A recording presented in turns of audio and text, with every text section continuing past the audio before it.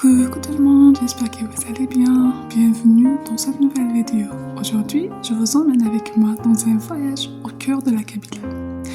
Un plat traditionnel qui n'est pas seulement une recette, c'est un héritage, un savoir-faire transmis de génération en génération. Et aujourd'hui, j'ai le plaisir de partager avec vous ma façon de préparer ce magnifique plat qui est le tashpat. Dans un récipient, on prend une petite quantité de la semoule, je la tamise comme vous voyez sur la vidéo. Ensuite, je prends la même quantité de la semoule d'orge, on la tamise, mais on fait juste passer la semoule d'orge fine, comme vous voyez sur la vidéo. D'ailleurs, ce qui ne passe pas, je le laisse graver, je le mets pas dans ma pâte. On rajoute une pincée de sel. On mélange le tout avec nos mains. Ensuite, on prend de l'eau tiède ou bien de l'eau froide, comme vous voulez. On le fait bien mélanger une semoule, la semoule normale et la semoule d'orge et notre pincée de sel, jusqu'à ce que obtenir une pâte. N'hésitez pas à s'abonner à ma chaîne, à activer la cloche, à aimer la vidéo. Merci. Donc ici, on a bien notre pâte.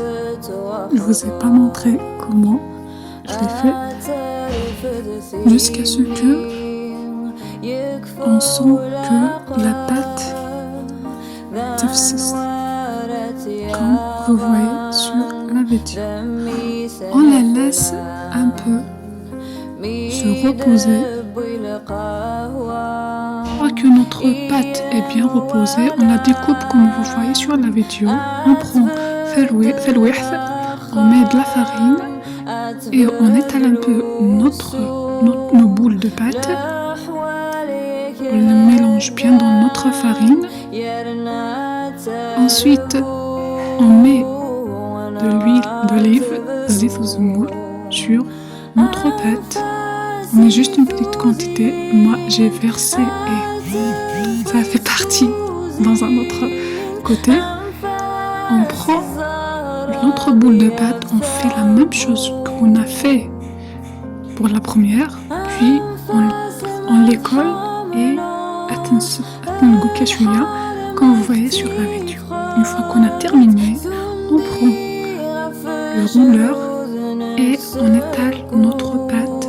On fait ce geste en même temps que on étale notre pâte où la pâte soit fine. Puis on les met sous la machine. On les fait cuire. Voilà. La première partie est cuite. Et voilà, une fois bien cuite, on les découpe en petits morceaux.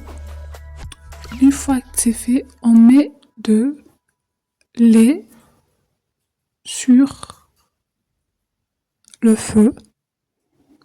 Puis, on met notre tashpat dans le lait. Une fois qu'on a mis tashpat la quantité qu'on voulait, on rajoute une pincée de sel et on fait mélanger le tout avec une cuillère. Une fois que vous voyez, voilà, on y est. On rajoute une très bonne quantité de l'huile d'olive. Comment vous dire?